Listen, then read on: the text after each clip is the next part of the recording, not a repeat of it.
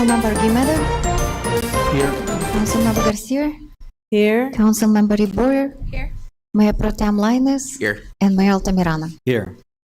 We'll have the Pledge of Allegiance by Assistant City Manager Domick and the invocation by Councilmember Argumedo.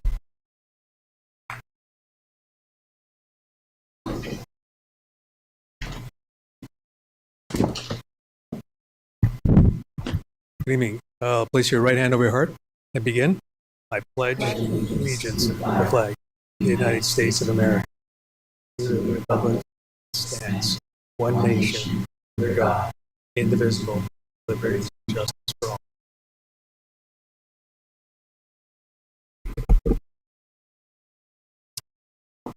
As we come together today, let us take a moment to give thanks to our community, our businesses, and the dedicated individuals who make Commerce a great place to live and work. We are grateful for our businesses that fuel our economy, our dedicated commissioners who selflessly serve and guide our city, and our employees whose hard work keeps our city running. To those employees recognized for their years of service this past weekend, we thank you for your commitment and contributions. May we continue to work together with wisdom, dedication, and unity to build a stronger, brighter future for Commerce. Thank you, and may you all be blessed. Thank you.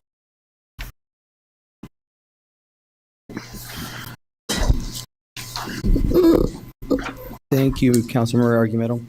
We're going to move on to appearances and presentations. And item number 1, we have the launching of citizen application, My Commerce. Who will report on it?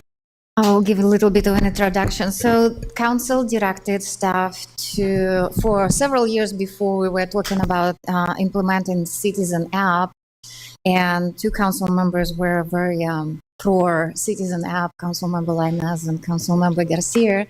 So in May 2024, council directed staff to implement Granicus app, One View for the cell phone, and also website portal. Our budget came under 21,000, even it was allocated 100,000. So that was a good price we received.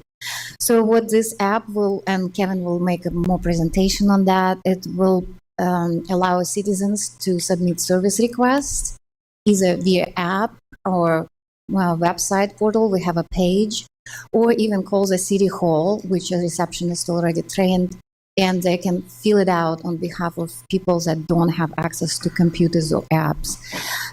They can report different services, report issues, report potholes, report anything that they see with the community. We had a little bit of a testing of the app, and we received some of the already submittals, and we're able to work on them. So far, we're still working out some minor issues. But then again, the great thing, people can use the website, and even if they drive or walk on the street, they can take a picture and submit a non-working light or a dead animal we received, or any other issues. So Kevin is going, it's been a team effort. So we had a graphics department develop the graphics for the app, and there are certain requirements, and also IT and administration worked on implementation. And Kevin will make a presentation of how the website looks like. And website and app look similar. Hi, good evening, Mayor, Vice Mayor, council members, staff, and residents. Kevin Torres, IT specialist, here to provide a brief demonstration of the My Commerce app. What you see on your screen is a web version of the app, which is currently available both on the Apple App Store as well as the Google Play Store for Android users. Users can access this app through both avenues, in addition to the URL that you can see at the top of your screen, commerceca.citysource.com. On the homepage are important resources that residents can access through this app. But the main feature of this app is the service request portal, which you can see at the bottom of the screen. Now, on this request portal, you can create a request, look at any existing requests, and also view any nearby requests that other users have submitted.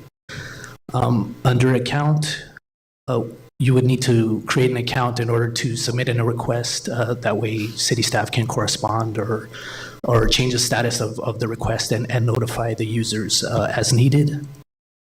Also, under more options, you can view the same service requests that are listed in the middle of the page. In addition, there's also additional resources that are visible in addition to those that are listed on the homepage.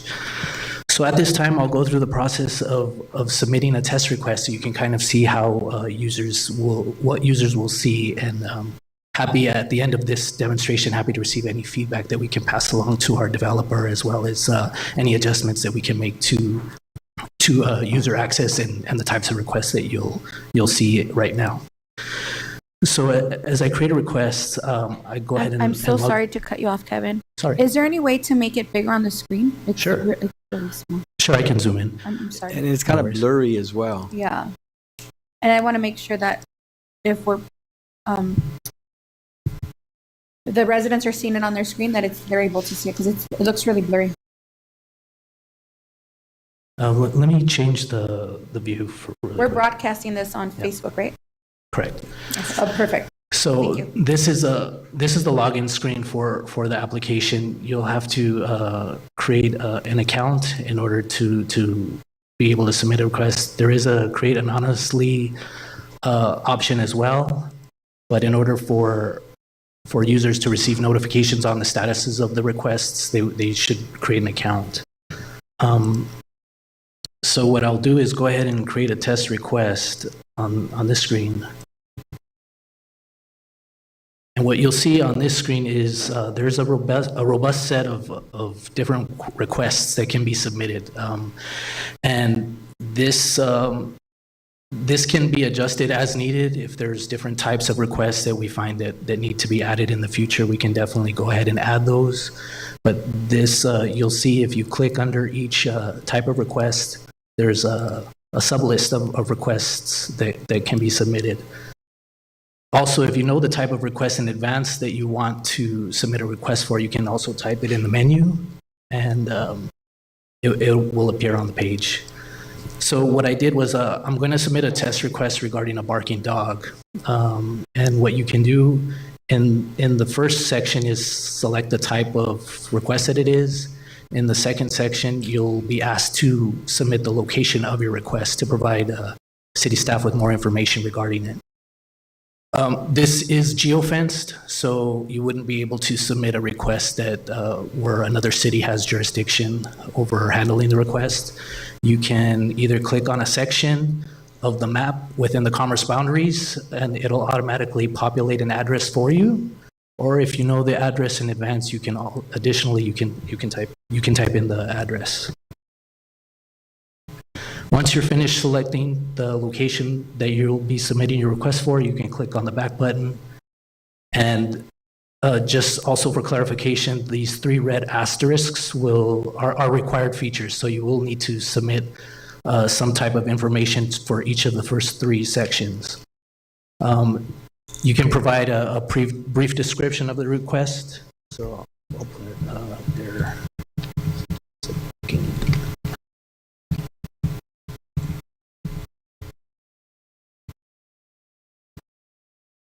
Once you're done, there's an optional feature to submit supporting photos, videos, or audio for your request. So luckily, I have a picture of a barking dog I can use as a test. You can choose to keep the request private if you'd like, so that other members of the public won't see your submission. But there is a disclaimer, an important disclaimer that you'll need to read at the bottom as well before submitting. So once you submit the request, there's a workflow that assigns the request to a specific staff member and notifies other staff members regarding the request.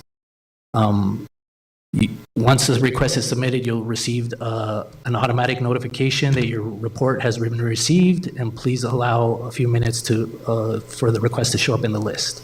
And you'll see the request is showing up with a status of submitted. And at that point, you can feel free to submit additional requests. You can view the status of your request. It hasn't changed at this point. And also you can view other nearby requests that other members of the public have submitted and not made private. So on this screen, what you can do is filter the request by specific criteria, depending on the type of request it is, or the status, or the date range. So if there's a duplicate request, or somebody's already previously submitted the same request that you're about to submit, you can append your request to that one. And in addition, you can also view the map of requests that have been submitted. So on the map, you can see pins that are assigned to different requests that have already been submitted. And in addition, you can see the status of those requests. So blue signifies that a request has been submitted.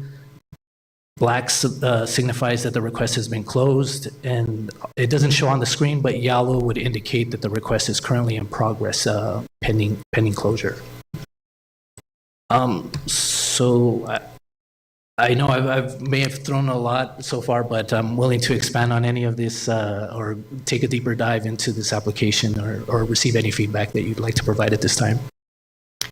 I wanted to add one more feature that we have with the app. So it has the messaging notifications that we use sometimes Nixle, but also it's good when we do send-back distribution. Those people that have the accounts will receive those notifications. That was an added component in case of emergency, or let's say we have suspicious activity or public safety, we can send a massive also notification to those people that signed up. And also, like if you go to the home page, so you see that we connected also ActiveNet. So by having this app, people can register for their classes because it automatically goes to ActiveMap. It goes to agendas, calendars. So the main page also have all of those links for buses. This is the first time we created an app for the city. We're very proud of it because it was kind of process to actually validate the city and go through Apple, and it was took us like 2 or 3 months. We've been a little bit delayed on that, but it can grow also, like with the functions and features that we want to add. Okay. Does the City Council have any questions? Councilwoman Thank you. Williams? Thank you very much, Kevin, for the presentation. This has been a long time coming. We requested this many months ago, so I'm happy that it's finally here. 2 questions. One is, how will we be notifying the community of that? What are we going to do? So we have a social media going on tomorrow. We have press releases. And if we have any pass out, we will also include that in the next pass out. When we put it on social media, are we able to create like a video like what you did today, where you're showing people, they could click on the video to show folks how to, get on the app, click on the app? Yes, we can definitely Yeah, put something can you do that, together. please? Thank you. Second, I guess this would be more of an admin question is, as these requests come in, they're going into a specific department, correct?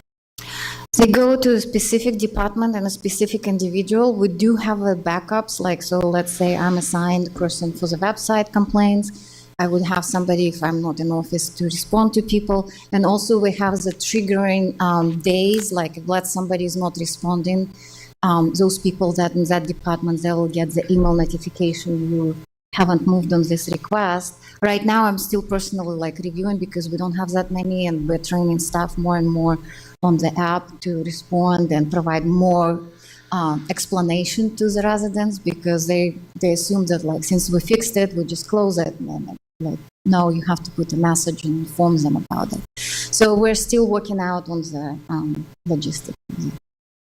Okay. For clarification, so I can understand this. I submit a request because there's a graffiti.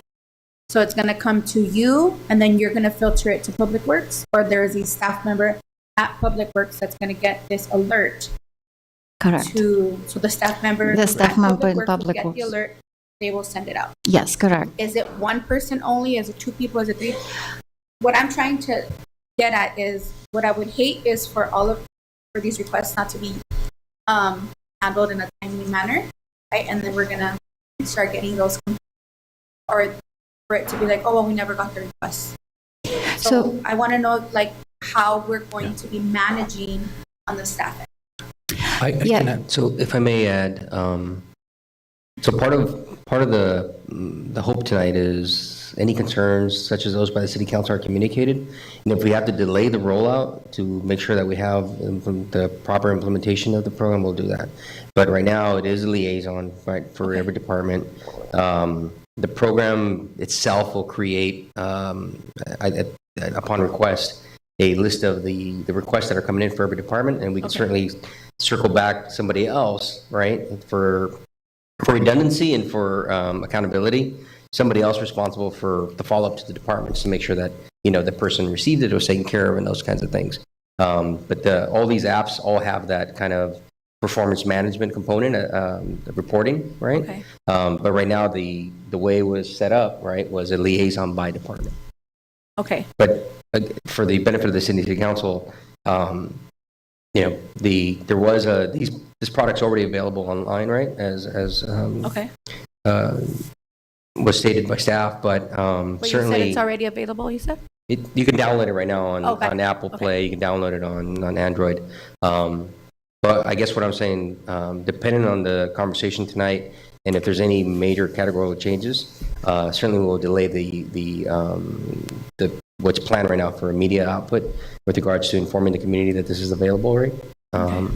Now, like most of these formats have been around for some years now by a lot of cities, but there may be kinks that we have to address anyway in the future. But as far as what we put out and how we put out, I mean, this is your opportunity tonight to kind of give us direction and input on that area. But, again, because this has been longstanding programs that have been around for many cities, a lot of these things kind of been accounted for already. Okay. So Kevin, I like it. To make a request, to report a pothole, right? We would have to go down to where it says request. Can that be moved into a square where the green squares are, so that it's more visible in a sense where it's just, I don't have to look at the toolbar. I could just see that because I think that's what we're going to need the most of, right? Is when people want to report something. Something prominent. So can it be more prevalent so that you can see the actual? We can, that would be a development issue. We can definitely engage the think app that's developer it to for see if me. that, correct. But everything else looks great. We've been waiting for this, so thank you. That's it. Based on our soft launch, I can just say like that staff actually responded pretty quick. Most of the requests we received were animal control and public works. And we're just working out the details of the response to a person, but like they were all timely. Thank you. Perfect. Okay, Councilwoman Garcia? Thank you. Kevin, great job Thank you. putting this together. That's exactly what my vision was when I requested this. Requested that you had Councilwoman Arroyo, but I think that it's important when we log into something, we were able to search the bar and then put in the description. I think that's what it's meant for. So great job. My only question is, what's the response goal? The response flow? The response goal? Like, how long would it take? My understanding is there's different SLAs, so service level requirements for each specific request. We can generate a list of what the requests and the times that are associated with those requests are, and provide that to you. They can also be adjusted if that's the desire as well. So I worked with each individual department based on what the requests they were submitting, and we worked, and I asked them how long on average it takes them to respond. So there was times and also reminders set. So, and then there is a red flag comes in if nobody's responding, then even the admin part of us will get that. So what's not being presented is the back end of this as well for staff to manage these requests, and that back end does contain a lot of statistics, metrics that can be used to assess how fast these requests are being addressed, and that will help make decisions to whether any adjustments is needed. Any other questions, comments? Mayor Poca? Thank you, Mayor. Kevin, thank you for the presentation. And Lena, thank you for the detail as well. I remember several months ago when we sat on the kickoff call with Granicus and just kind of talked about what we wanted to implement. And so to see this really materialize, right, is great. Listen, at launch, no solution is going to be perfect, right? That's why it's technology, right? It's iterative. You kind of have the ability to kind of enhance it and adapt.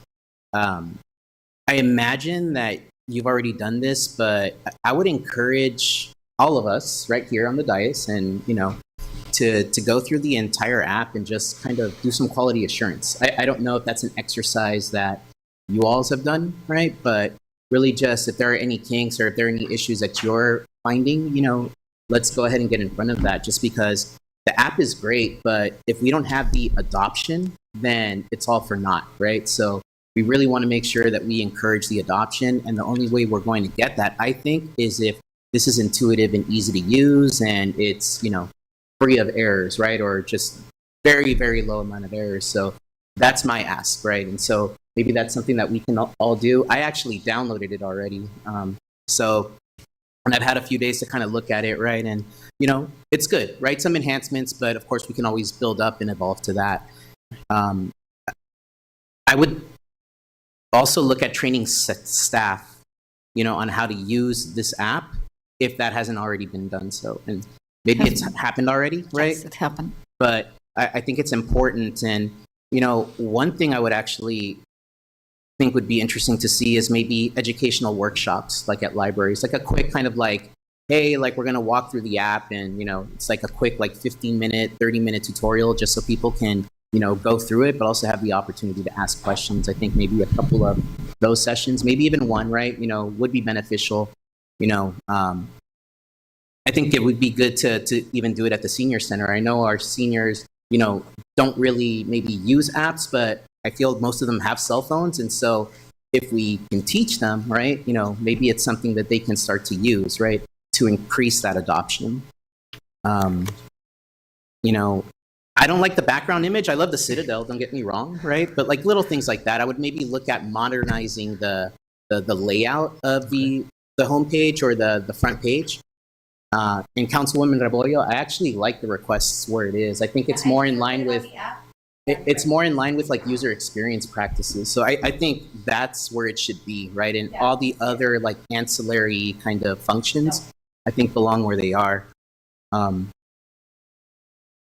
I think we need a rollout plan, right? That's really focused on community education and just engagement. And so we talked about our social channels, right? And advertising the app is one thing, but maybe even filming videos where somebody's walking and they see a pothole and they go through the app, and then you go to like a screen share and you show how they're going in and submitting that request. I think that could be something that we should try to do, right? Just social posts that are kind of like focused on how you can use it and, and also seeing a result, right? Like, hey, the pothole was fixed, right? And hey, the app worked. So things like that. But, that's my feedback, right? I think it's important for community education. But before that, and before we get this out to the public, I just want to make sure that everybody here is comfortable and that it is error-free, right? That it works, right? When you submit something, it registers, right? And you can see the request, because if it doesn't work well, then the rollout wasn't successful, in my opinion. So that's really my feedback. Maybe a little bit of a different background image and maybe a little bit more modernization on the front page. Just making sure that we all go through the app, right? Just to make sure that it is error-free. And it very well may be, right? But let's take a couple of days to look at that. And a good social media campaign where we educate them. Not just inform them that it's live, but also educate them on how to use it. So I think those are the big three for me. Can I add something? Because the reason we're rolling the app right now, even when not advertising, we have 30-day support from Granicus if we have any issues on the user side, on our side. So we would maybe not advertise as and wait until it really work out all the kinks, but we don't want to lose our 30-day support. I understand that. We also came in under budget on this, right? I think we had budgeted 100,000 and we came in at 21. So I'm fine with that approach, right? If we want to utilize our 30 days of support, but I guarantee you that there's going to be occasions where we're going to have to call on Granicus to continue supporting this case, right? Even after 30 days. Because one of the things that we should also be doing is gathering feedback and maybe discussing it quarterly, right? Maybe not here in public as a council, but maybe the administrative services department, right? And hey, what's some of the feedback that we've received? How can we continue to enhance this app and make it better and continue to evolve with the times? So that's my perspective. If I may add, you made a good point. As far as the performance of the application and results will be provided to you on a regular basis, whatever the appropriate period of time is, so you can see that the performance of the app. And more importantly, I think the app is there as a function of our ability to address city resident and business community needs. So I think it's a great opportunity to see all the different work that's provided throughout the city, right? And so certainly reporting to you in that manner is going to be important and good for the city council's buy-in of modifying the map in the future, right? I remember when these things first came out, a couple of cities had them, and then everybody kind of started going that way, right? I am positive there'll be some additional modifications that'll add video and other things, right? It'd be great to report crimes and things like that, I think, in the future, right? And so, I think to your point, the city council wants to be on top of the technology that's available to provide better service. So, Yeah. but we'll provide the appropriate amount of reporting.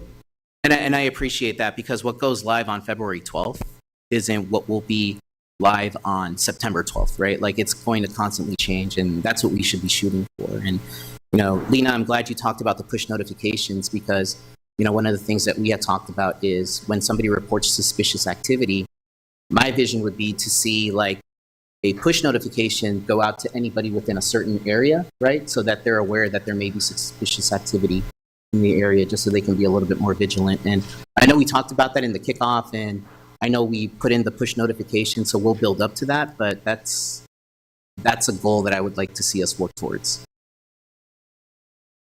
Thank you, Mayor. You're welcome. Mayor. Councilmember Argumedo? Yeah, I just wanted to commend everybody that worked on this, Kevin, you and everybody involved in putting it together. I think it's great, long overdue, and I'm really happy to see something along these lines, and I think it has a great deal of potential and a lot of capability here. And this, we've already talked about, all of the.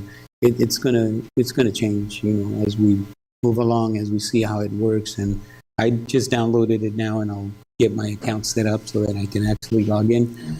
But I think more questions will come once we begin to use it. So I'll probably not be calling you guys. I'm gonna go ahead and try to use the app and see how it works out for us and check it out.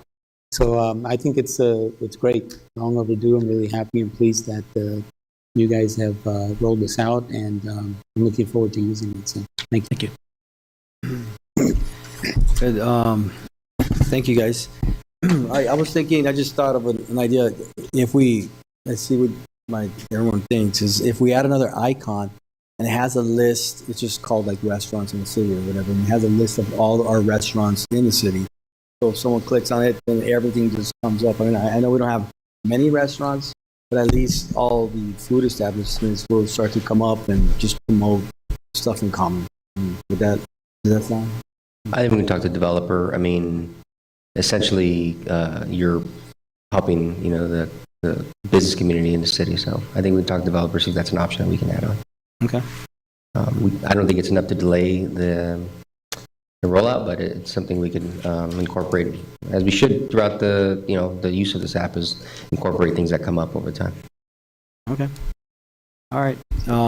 Perfect. Well, this is appearances and presentations. So it's just we could just move on, or is it? Or yes, you see in file. Okay. We'll move on to public comment. I don't have any public comments here. Was there any public comments?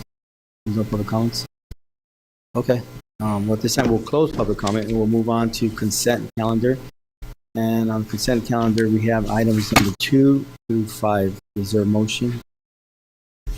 There's no comments or questions. I would move to approve, Mayor. Is there a second? There's a second. All in favor? Aye. Any opposed? Seeing none, motion passes. We'll move on to schedule matters, and we have a presentation from the Sheriff's Department. We'll have Sarge give a presentation.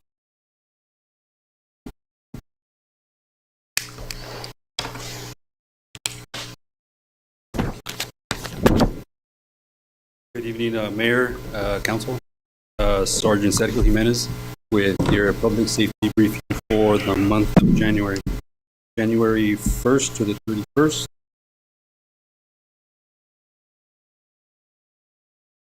The first slide you're going to see is a City of Commerce crime trend map. These crimes included in this crime trend map are going to be following: robbery, burglary, grand theft auto, vehicle burglary, petty theft, and felony sex crime. This map is going to be from January 1st to January 31st. And as you can see, the reporting districts with the highest number of incidents are going to be 0245. That I understand, actually I know that's going to be the Citadel.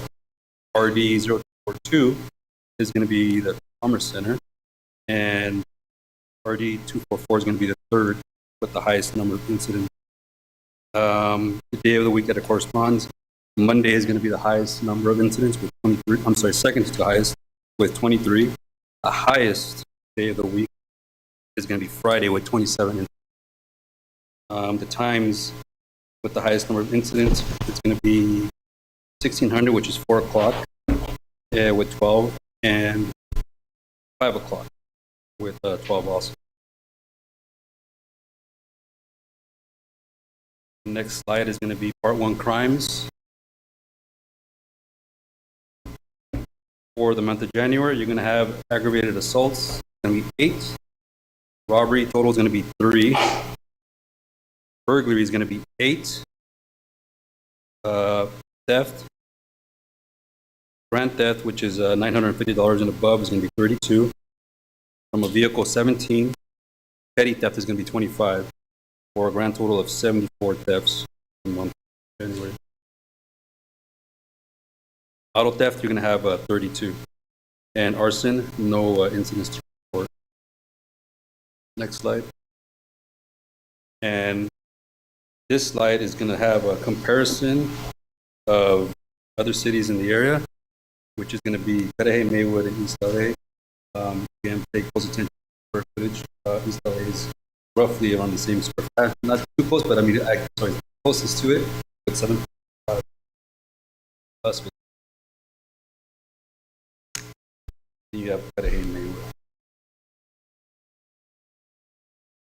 Next slide. Okay, your commerce activities. Again, as we spoke last time, I think it was 2 weeks ago, we talked about deputies were deployed to the Palisades and the Eden Fires. The dates were from the 6th to the 21st. And actually, at this time, I would like to commend our deputies who represented the city very well. Commerce deputies, the SAO deputies specifically, they responded in the evacuations, road closures, who were actually fighting fires, deputies on scene with food and equipment. January 22nd, we conducted a unhoused shelter cleanup in the City of Commerce. And January 26th, that week of the 1st, we conducted some directed patrols regarding some recent vandalism that occurred on Astor.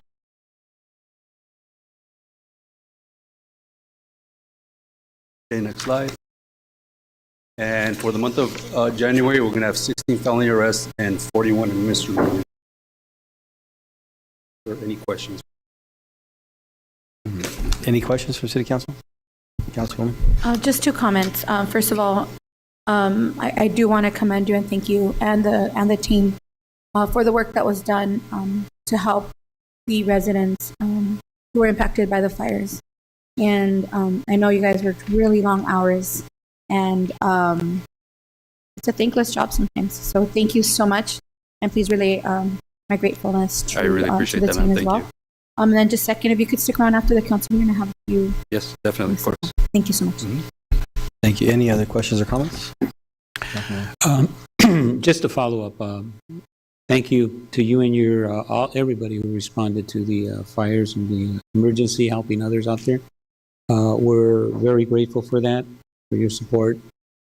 But I also wanted to follow up on your comment related to your response to, I believe it was the recent graffiti issues that we Yes. had over in the Bandini area. Mhm.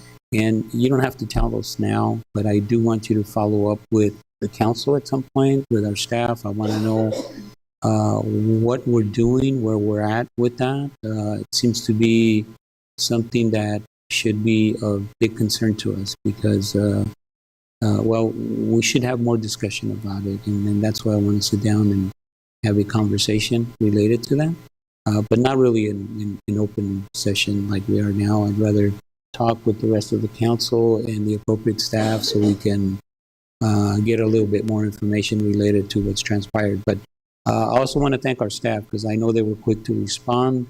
We didn't have anybody that was scheduled to be out there, our graffiti team. And I know that we got one of our employees who responded and came out same day to clean it up. So thank you, Vilko. I appreciate you responding and making sure somebody came out, took care of it. We didn't want all that graffiti out there to be left over the weekend or for an extended period of time. So they were really good about going out there, cleaning that up immediately. So that was very nice. But, you know, part of the disturbing part of that is that there was some video that I just saw today and it was shared by one of my colleagues here on Facebook, I believe. And they were out there more recently, and you could see them. They're at the Bandini tunnel, and so I want to make sure we get somebody out there to check that to make sure that they didn't do the same out there. More than likely, they probably did. So I just want to make sure we get somebody out there to check that right away, so that if there is some graffiti out there, we clean it up as soon as possible. I don't want them to get the idea that, you know, hey, we're going to tag things up and they stay up for a couple of days. I want them to know that if you tag up our community here, we're going to clean it up immediately. Okay, and the other part of it is hopefully we can begin to prosecute some of these individuals for the graffiti that they're causing. Sorry, just so you, this council knows, and the mayor, there is some things in play. Okay. We'll reach out to you and I'll give you a specific and for officers All right. information that we already have. And I'll have our admin staff. I know that we haven't had our meeting that Yeah. I wanted Yeah. to sit down with you, so I'll have her reach out to you and schedule the date and we can sit down. I appreciate that, sir. Thank you. Thank you, sir. Thank you, Sarge. Thank you, sir. Appreciate you. We'll move on to item number 7, which is the Cal Home application to the California Department of Housing and Community Development. Who's going to report on that? Yes, Honorable Mayor and Member City Council, this is an effort to bring about affordable housing programs to the city or opportunities for affordable housing programs. This is especially important in the absence of redevelopment. As you know, when redevelopment went away, city allocated dollars for affordable housing programs also went away. And so it's certainly created challenges for everybody. Tonight is simply a request for authority to submit monies or submit an application to Cal Home through HCD, the Housing and Community Development Program from the state of California. We are submitting both for first-time homebuyer program and for large-scale, what's the word I'm looking for here? Huh? Rehabilitation. There you go. Thank you. So it's 2 different pots, 1 request. We believe that the city's demographics make us a good candidate for such a request, and so we'd like authority to move forward with this program. There's no cost to the city. The grant not only provides monies for the grants or the loans, because we can get into the details of how the program works, but it also provides monies for the administration of the program. There are a variety of discretionary items with regards to how this program is administered. So not how long the loan is, but when repayment comes, what the percentage is, the type of activities that are covered under the rehab program. But those really would be later on if the grant is awarded. We can certainly discuss it tonight, but I do want you to know that if we receive the monies, then we'll have another conversation about how the program actually would be provided to the community, under what guidelines, and how would it actually work. So, but we are asking for $2.2 million approximately for first-time home buyer and $2.7 million for the rehab program. owner-occupied rehab program. I do want to say these are it's a state program, so not federal, so it's not at risk of some of the federal challenges going on in the country right now. But I also want to point out that most of it is the guidelines are kind of set in stone. There's some discretion, right, on how it's implemented, but how you qualify, how it's rolled out, all that is kind of a California program that's set in stone. Okay. Thank you. Any questions or comments? I just have a comment. Okay. Thank you. And I think that, in a community like ours, programs like these are essential for our own community to be able to be homeowners. Right?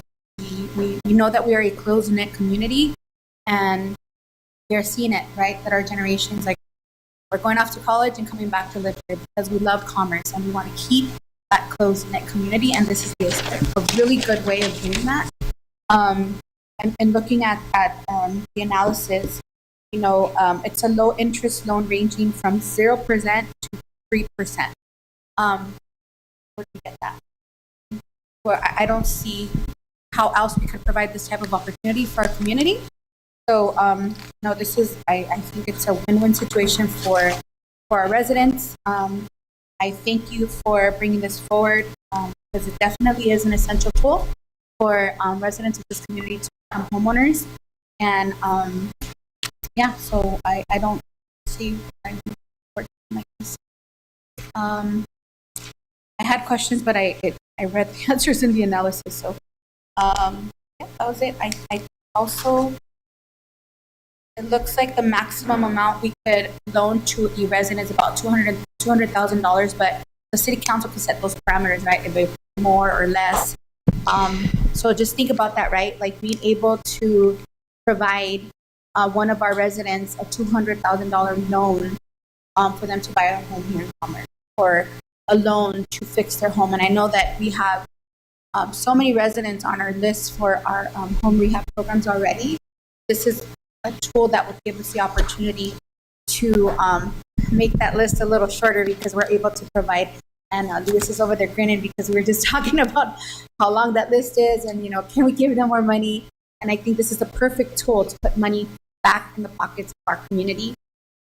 So yeah, I hope If that I may we support add, something like this. that would also help in the thought process of this item, is we currently do provide a rehab program through CDBG. We do not intend to change that at all. What we may do in the future is if there's gaps, in other words, a project that doesn't qualify for this program but would qualify under CDBG, we want to make sure we find ways to help the residents as much as possible. But we certainly do not intend to change the existing program without conversation with the city council. But that's not the intent of this application. Mayor? Yes. Just to follow up. Great program, by the way. I think anything we can do to help, people in our community with the first-time home buyer is great. I just want to know how it aligns with our current first-time home buyer program that we have. I believe our limit is $150,000. And so I'd like to know once we look at the guidelines and look at them and how they compare to what we have in place. Would we be able to, in essence, bring those funds into that program, or do we just keep it separate? So those are discussions that we can have after, not here, not now. But, I just definitely would like to see what the guidelines are for qualifying for that loan versus what we have set, as far as the qualifications for the loan that we have, and if we're actually able to do that. But obviously that's a conversation not for us not to have now, but later. And it could augment what we already have potentially. So that's kind of what I'm looking at. Thank you. Also, sorry, I wasn't done with my time. I apologize, I wasn't done with my time. Oh, you weren't done? No. Oh, sorry. My No, apologies. just really quick, I also wanted to make sure that we understood, because I know that through our Fix-It program, we're limited to, there's a threshold of things that they can fix, right? It had to be like exterior fixings.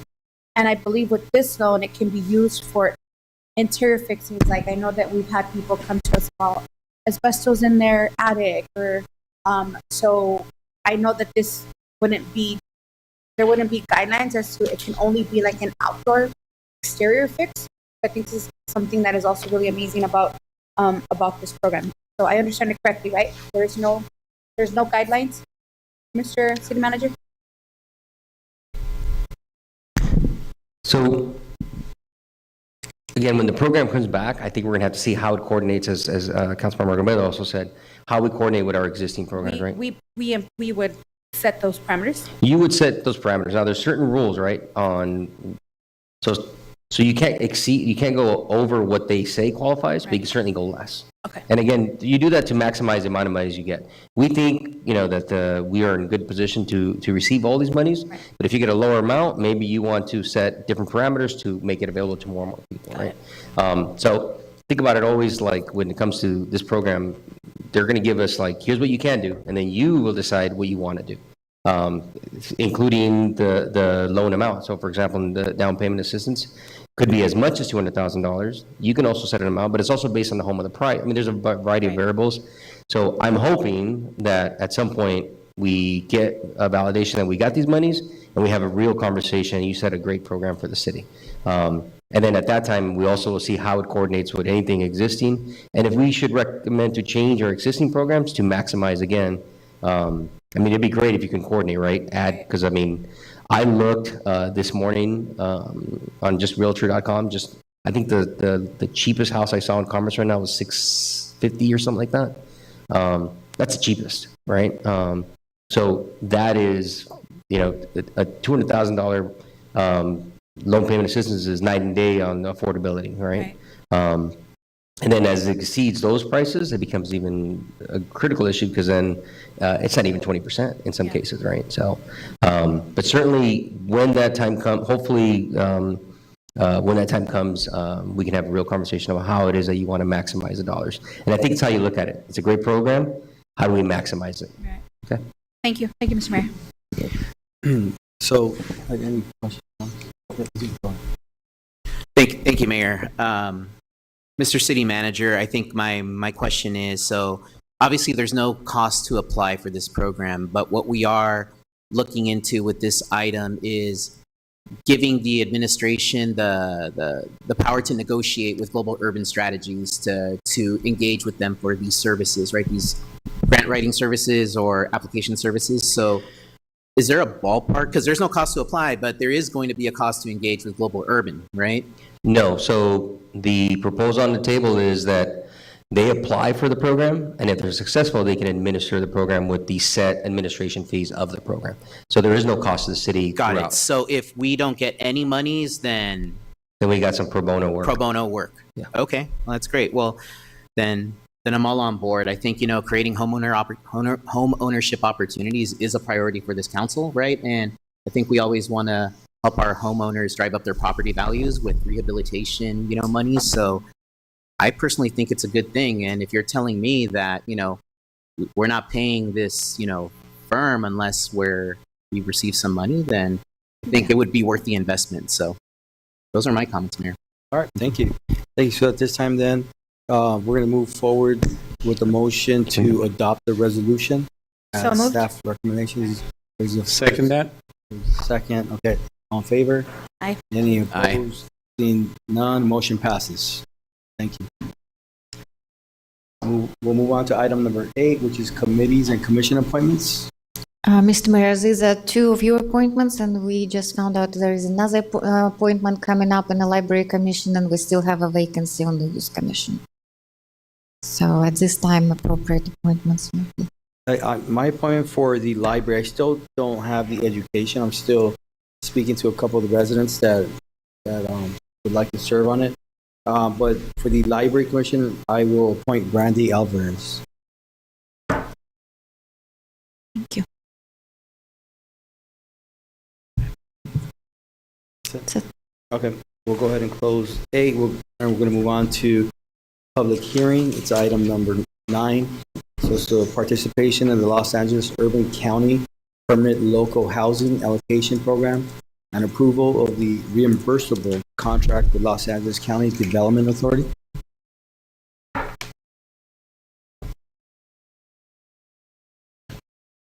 Mr. Mayor, members of council, for your next item, public hearing item for local housing allocation program. We have today to present the item. Ms. Adriana Roberto with Avant-Garde Housing. Mr. Mayor, honorable members of your City Council, staff, and guests, good evening. My name is Adriana Robledo. I'm a consultant with Avant-Garde, who will be preparing this item for you. Before you tonight is a public hearing to consider and adopt a resolution approving participation in the Los Angeles Urban County Permanent Local Housing Allocation Program and authorizing the execution of a reimbursable contract with the Los Angeles County Development Authority. Tonight, the recommendation is to conduct a public hearing and to adopt the proposed resolution approving participation in the Los Angeles Urban County Permanent Local Housing Allocation, or PLHA program, and authorizing your mayor or designee to sign a reimbursable contract with the Los Angeles County Development Authority, also known as LACTA. The City of Commerce is eligible for this PLHA funding.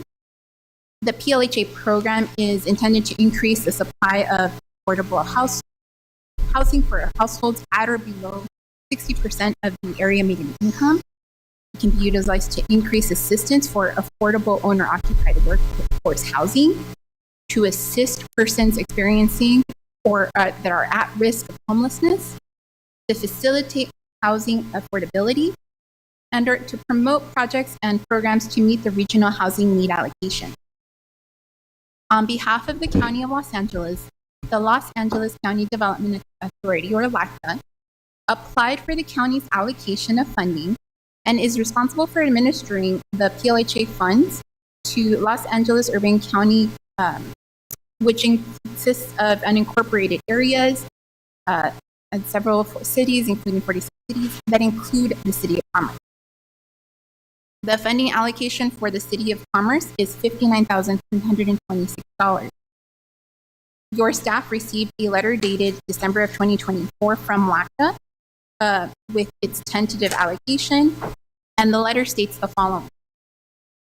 The City of Commerce will be required to enter into a contract with LACTA and set forth the conditions for the funding of the program, the regulatory requirements that are going to be required to be the funding and the implementation of the city's PLHA funded activity. To receive your funding, that your city must have a state-approved housing element at the time of the award commitment from the state to LACTA, and that the city must submit a letter of intent, an exhibit form, a city council approved resolution, and it has to provide proof of a 30-day notice for public notice by February 14, 2025, this Friday. The city is currently interested in using its Year 5 PLHA allocation to provide grants up to $25,000 to rehabilitate owner-occupied housing units that meet the needs of your growing workforce, that earn up to 120% of the area median income, also known as AMI. In response to the letter received from LACTA, the proposed resolution is being brought to you, the City Council, and the resolution approves the city's participation in the Los Angeles Urban County PLHA program, and it authorizes the execution of a contract with the County of Los Angeles to allow your city to receive the PLHA fund. Now, the city does have to provide an adequate opportunity for your public participation and comment period for the city's 5-year activity plan. The 5-year activity plan details the manner in which you intend to utilize the allocated funding on eligibility. And to meet this requirement, a public notice was published in the Los Angeles County News Digital Edition on January 10th, and it allowed for a 31-day public comment review period. The notice and the plan were also published on the city's website. As of the writing of your report, there were no comments received. Should any comments have been received, you should have received a copy of those, and they will be included. There is no fiscal impact to you. The estimated funding of about $59,000 will provide grants to your residents that again earn up to 120% AMI for this rehabilitation of owner-occupied housing. And the PLHA does not require any matching funds from the city. Your alternatives tonight are to, 1, approve your staff's recommendation. 2, disapprove the staff recommendation. Or 3, to provide staff with alternative direction. At this time, I present to you this resolution, and I stand for you for any questions you may have. Does City Council have any questions? Councilwoman Rebollo? This is more of an in-house technical question. Louis, would this funding be separate than the CDBG funding? So there would be 2 separate programs, or did this funding go into our existing program? This is a state funding from HCD. It'll be separate, but it'll be used for a similar program. So we would have 2 concurrent programs, so that list would get shorter. Great. This is a good day. It's a good day. And just so I forgot what this means, the owner occupied housing. Does that mean that the property owner must live in the house in order for them to be considered for the funding, or property owner can apply even if they're renting? Your other program does indicate that it has to be owner occupied. For this particular program, I can verify if that is the requirement, unless your city manager has an alternative. No, I mean, I don't know if it's required, but. Well, it was mentioned in here, that's why I'm asking. Oh, okay. But in terms of specifically owner occupied and owner, because your owners can apply for it, yes, but to make sure that it's owner occupied, I can definitely review that. Okay, that's my only question. Thank you. Any other questions? Yeah, I wanted definite clarification on that, so I would definitely appreciate that as well. Just, or give us an example, maybe, if you already know the answer, if you can give us an example of, I would say, let's say there's an owner out there that wants to create an addition, let's say, would they be eligible for, if they're going to be renting it out? That information in terms of an owner applying and then utilizing for rental purposes, I will need to research and get back to you. I don't know if that is a parameter that we would need to set as a city council. Okay. But So we're getting a also- lot of folks now doing the ADUs, converting their garages and going through the formal process of doing that. So would that be something that would be eligible for that? Or not? Let us verify, because in most cases, if there's an owner-occupied restriction, if you, so long as the owner lives in one of the units, you still qualify. Okay. Where it's an absentee owner is where it becomes a real challenge, right? And frankly, that's where I think a lot of cities choose not to provide that anyway, because they're essentially just, it's a profit margin, right, issue for them, right? They're improving their facility and they're renting it out anyway. So you as a city may not want to have that program available to them anyway. But so long as normally, right, and we'll verify this particular case, but normally, so long as the owner lives in one of the dwelling units, it's enough to qualify. Thank you. But yeah, if you don't mind, when you do look into that, thanks. Absolutely. I will provide that information to your city manager for distribution. Thank you. Thank you. Well, at this time, we'll open up the public hearing. So was there any comments submitted? No cards No received. comments? Okay, we'll go ahead and close public hearing. And so then at this time, then, is there a motion to adopt the resolution that we just spoke about? So moved. The motion and a second, all in favor? Aye. Any opposed? Seeing none, motion passes. Okay, now we'll go on to city council reports. You? No. No, I'm fine. Nothing to report at this time, Mayor. Thank you. Okay. Councilman Rebollo? Just to congratulate our employees that received their awards for their years of service last Friday. Thank you, Parks and Recreation. You outdid yourselves. I've never been to Cuba, but after Friday, I really, really want to go. You did a fabulous job. Thank you to Melissa and Anthony and the department as a whole for putting on just an amazing time for our employees and for our retirees. And thank you to Carmen again for that Saturday morning, putting on a breakfast for our commissioners and the commissioners that were able to show up. With that, I wanted to request, Mr. Mayor, if we can close our meeting tonight in the memory of a little heart warrior that is near and dear to my heart, who went to be with the Lord today. At his young age of 1 year old, he fought a hard battle, and he was here on this earth to bring joy to our families and to his particular family and to us.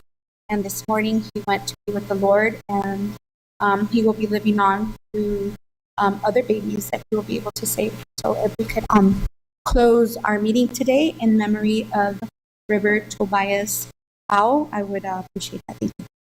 Roberto, what? I'm sorry. Oh, River. Okay. I'm sorry. Tell me one more time. I'm at River. Okay. F-A-O. I-O. Okay. All right. Thank you. Councilwoman Garcia. Thank you, Mayor. I attended the Employee Service Awards and the Commissioner's Breakfast. The Employees Awards dinner was a truly beautiful event. The recreation staff did an exceptional job ensuring every detail was taken care of. Thank you for that. The event was especially to all the retirees, and of course I need to mention this one, 45 years of work service over there in Moira. I can't get over it. That's a lot of years you put in. Additionally, the Commissioner's Breakfast was a fantastic way to continue the momentum, offering a chance for meaningful conversations and further fostering a sense of community. Thank you to everyone involved in making both events memorable. Special thanks to Melissa and Anthony for your creativity. I have a few comments. I want to congratulate the Aquatics Department for doing a wonderful job with the water aerobics class. If we can put this in the budget for the summer, it's a success. It's been full every class. I think it's just wonderful. Also, can you look into seeing if we can get some swim lessons in there for the 6 months, our Mommy and Me class, city manager? Maybe we could put that in the budget. I don't know if we have that going on now. So yes, the short answer is yes. So the amount that was included was for the whole year, right? We do have that? Mhm. Okay. Yes. And I also want to thank the city manager for the updates on the Veterans Park information. All the updates that we have on our social media. Thank you for that. And that concludes my report. Thank you.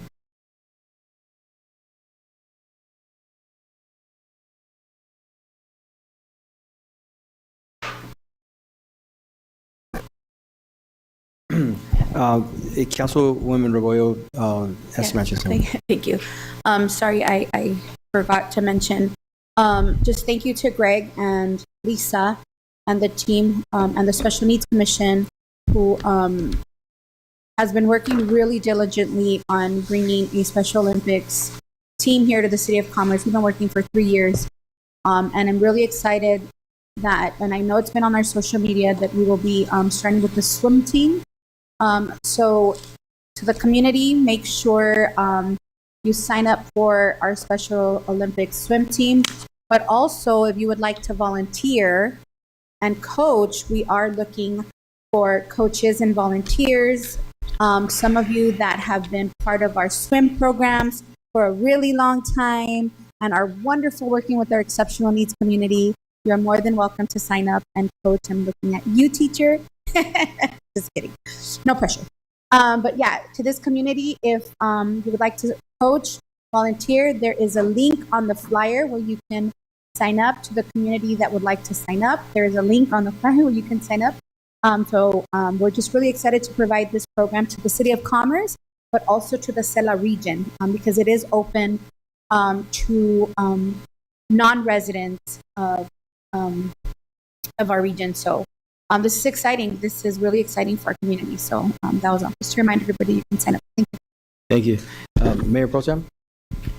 Thank you, Mayor. Just a couple of comments. One, towards the end of last month, I attended the Metro meeting at the Senior Center, where they talked about the East Side Transit Corridor Phase 2, which is essentially the Gold Line stop that's projected to be behind the Citadel. And Councilmember Argumedo, you were also there at that meeting. Thank you. Yes. And one of the compliments I received from one of the members of the Metro Board, Fernando Dutra, who's a councilman in the city of Whittier, is that he thought our senior center facility was just beautiful, like just the entire civic center and that whole plaza and that whole area. He really complimented us on it, and he even told me a week later that he took pictures and he was really jealous of it. So that was really encouraging to hear. So, thank you to the senior center staff, but also our public works department for just maintaining and the upkeep around that area because it looks great. But as far as the Metro meeting, obviously, some of the questions were surrounding funding, right? And, how is this project projected to carry forward, especially with some of this, the recent administration's kind of clawbacks, right? And the truth is, I think the funding outlook is a little bit unclear, but the work has to continue. In fact, in talking with Lorena and Kim at Metro, they mentioned that maybe the work has to be even more, strenuous, right? To continue and, make sure that this pushes forward. So, I think it was well attended by the community, a lot of representatives from Metro as well. I think it was a great setup, very interactive and immersive. But I think there's, still more to be found as far as, how quickly this project is going to get off the ground, right? We were talking about 2035 for kind of like that first phase, and, they're sticking to that, but, that may change, right? So something to keep an eye out on. But on a lighter and brighter note, I do want to congratulate the employees that were honored and celebrated and recognized this past Friday for their years of service at the Employee Service Awards. And, I think most of us have said it here, but, I think we've all said it at some point that without a good staff, we don't have a great city. And so I'm just really appreciative of everything that our staff does to make sure that we continue to move forward and execute some of the initiatives that, we really want to carry out. So great job at the Employee Services Awards, Greg and team, and also the appreciation breakfast this past Saturday. The entire staff was just great. A lot of the same staff members that were working the event on Friday night were there early Saturday morning, just continuing to push it through. So I want to thank everybody who was there, all of our department directors, all of our staff who, took part in the festivities. Obviously, Anthony and Melissa for the setup. I think they did a fantastic job. And also Lisa Macias, right, for coordinating and helping ensure that the event ran through smoothly. Even at the appreciation breakfast, she kind of handled emceeing duties and facilitating things. So, I don't think I had seen her do that before. So it was good for her to do that. So with that said, happy Valentine's Day to all of you. And I think we will do this again in a couple weeks. Thank you, Mayor. Thank you. Not to be redundant, but I also attended both the events as all our colleagues did here with the employees, and also it was nice to be with all the commissioners for the breakfast too. The employees that put this stuff together, they're remarkable. So thank you for that. I know that there's been a lot of talk about the In-N-Out that's supposed to go on Washington and Telegraph. So I spoke to the developer, Steve Craig, and then he called the representatives of In-N-Out, and In-N-Out's going to move forward. It was supposed to, construction was supposed to start in March. However, it got backed up with some negotiations that they were going through with Cal Water to do all the water piping and increasing the piping that's going to go into the land there. So it's getting pushed till May. So in May, we also spoke about doing a ribbon cutting and a groundbreaking that day in May. So I'll get some more info as we move along to share with the community. And they also said that they're going to be updating their website and adding commerce there. So just all the hard work, and we've been waiting for this, I don't know, 10 years, 8 years, however long it's been. So eventually it'll be opened. So it probably won't open till I think early 2026 because we're behind. I think 3 months. I think it was supposed to be open like in October, but I think we're behind 3 months. So the good news is that they're still moving forward. So that's that. Also, Mayor, I know we had ordered during the time that I call you Mayor because that's when yeah, he walked into my office today, thinking it was his office. He went to go sit down at my desk to go eat there. But when we ordered you the plaque and all that stuff, I ordered you a bobblehead, and it came Oh, in, man. and I forgot to give it Wow, to you last thank time. I you. just think it's You pretty did mention that. So I just, but, so I don't know if the public can see it, but I Okay. just thought, right? Look at so. You can pass that down. It's for, Thank you for taking a couple of pounds off from there. thank Lena. She's the one that ordered it. Wow, that's great. Thank you. Hold on, let me put on the glasses. All right. Wow. Well, we're gonna close this meeting in memory of River Tobias Fowl. Meeting's adjourned. That's a really good bobble. That